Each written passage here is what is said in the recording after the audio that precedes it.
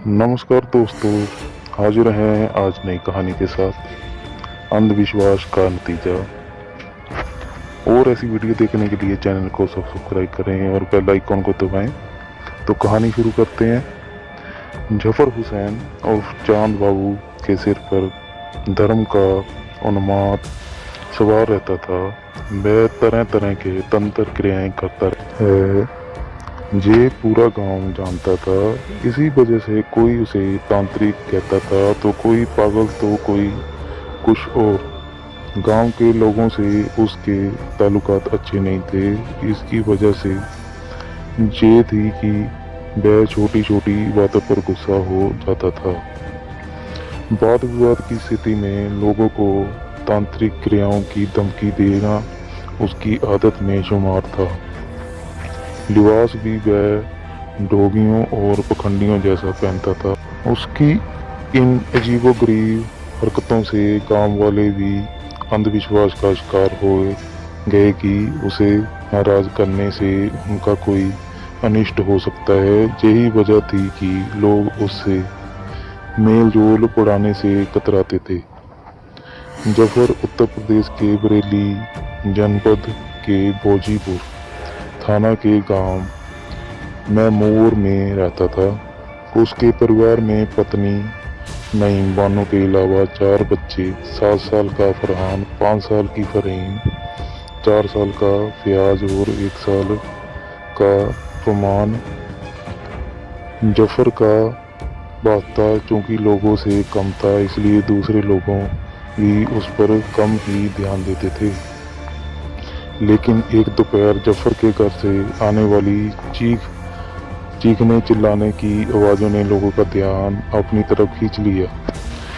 उसके दरवाजे पर पहुंचते लोगों ने अंदर का नज़ारा देखा तो ठिठक गए। उन्होंने बाहर खड़े होकर देखा, जफर अपनी बेटी फरहीन को बुरी तरह पीट रहा था।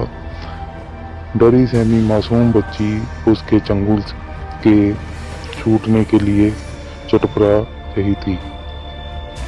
नईम बानो बेटी को बचाने के लिए उसके साथ धक्का मुक्की कर रही थी। इस ने मेरी सारी तांत्रिक क्रिया खराब कर दी। मेरा अच्छा वक्त आने वाला था, लेकिन इसने उसे खत्म कर दिया। ये मेरी बेटी नहीं, बल्कि इसके अंदर किसी शैतान आत्मा का साया है। जफर फरहीन को प्रताड़ित करना छोड़ दो। उसने कुछ नहीं किया। कैसे छोड़ दूं? ये फरहीन नहीं, बल्कि ऐसा शैतान है जो मेरी जिंदगी को तबाह कर देना चाहता है, मेरी तांत्रिक क्रिया को फेल करना चाहता है। अब देख मैं तेरा क्या हाल करता हूँ। चूल्हे के पास ही तेरी कब्र बना दूंगा। जफर गुस्से में बड़बड़ा रहा था। उसके सिर पर जैसे खून सवार था। डर की वजह से जफर के बाकी बच्चे बरामदे में पड़े तख्त के नीचे छिप गए थे।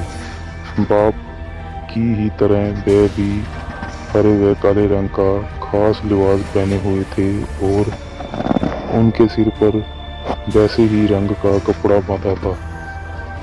ये नज़ारा देख रहे लोग चिल्लाए, जफर पागल हो गया है तू, मार ही डालेगा क्या बच्ची को? जफर ने उनकी तरफ घूर कर देखते हुए कहा, खबरदार मेरे बीच कोई मत आना, वरना भस्म कर दूंगा। इसके साथ ही उसने मासूम फरहीन का सिर जमीन पर पटकना शुरू कर दिया। उसका दिल जरा भी नहीं खींचा। नईम बानो हैवान बने शोहर से फरहीन को बचाने आई तो उसने उसे धक्का देकर दूर कर दिया। फरहीन के सिर से खून बह निकला। कुछ देर के लिए उसका शरीर छटपटाया और फिर शांत हो गया। ये देखकर नईम बानो बदहवास हो गई। बाहर खड़ा कोई शख्स अंदर आने की हिम्मत नहीं जुटा सका। चीखने चिल्लाने की आवाज़ें सुनकर पड़ोस में रहने वाले जफर के चाचा बली हुसैन भी वहां आ पहुंचे। उस जगह का नज़ारा देख कर उनके पैरों तले जमीन खिसक गई। वह घर के अंदर दाखिल होकर जफर के नज़दीक पहुंचा तो उसने उन पर चाकू से हमला कर दिया। बली हुसैन वापस दरवाजे पर आ गए। लोग तमाशबीन बने देखते रहे, जबकि जफर पालथी मारकर फरहीन के पास बैठ गया। डरी सहमी पत्नी व दोनों बच्चे भी उसके पास बैठ गए।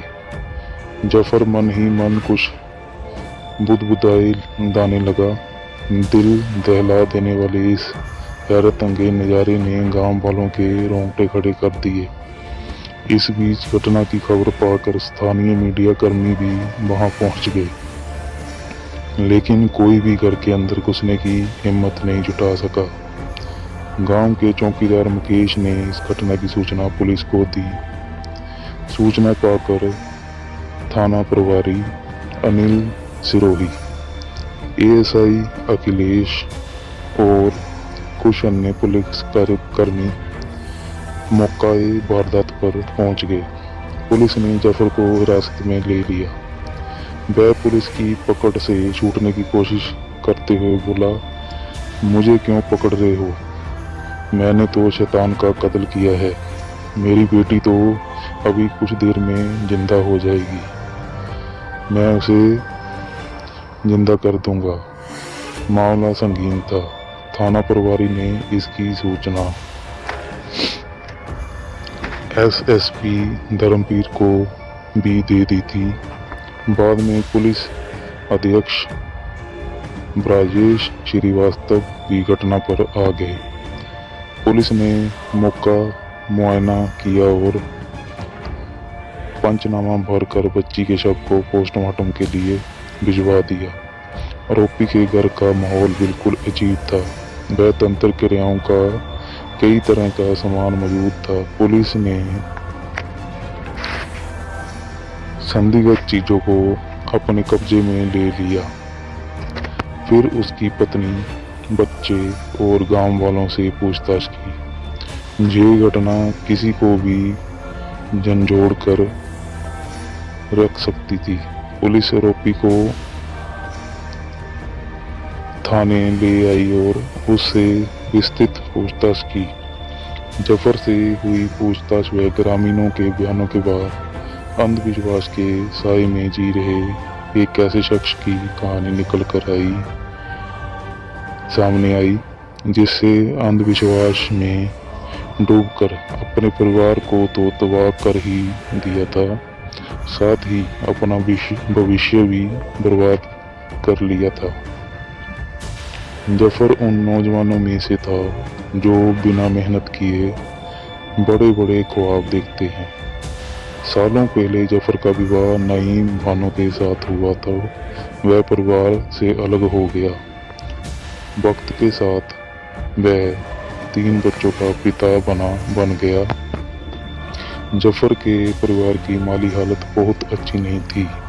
बस किसी तरह छोटे मोटे काम करके वह परिवार की गाड़ी खींच रहा था।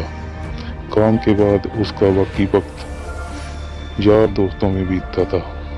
गनीमत ये थी कि वह किसी बुरी आदत का शिकार नहीं था। जफर जब भी दोस्तों के बीच बैठता था, बड़ी बड़ी ख्याली बातें किया करता था। गांव देहात के इलाके में अंधविश्वास के अनेक रोचक किस्से होते हैं। समाज का मनोविज्ञान है कि लोग अंधविश्वास के किस्सों को रहस्य के साथ बड़ी रुचि से सुनाते हैं। इन किस्सों पर लोगों के बीच चर्चा होती है। अंधविश्वास के नकारात्मक पहलुओं पर इतनी चर्चा नहीं होती जितनी कि इत्तेफाकिया सही हो। दोस्तों, उम्मीद करते हैं कि आपको कहानी अच्छी लगी। बाकी कहानी दूसरे भाग में। और ऐसी स्टोरीज के लिए हिंदी स्टोरी बाय विद्या साहब चैनल को सब्सक्राइब करें और बेल आइकन को दबाएं।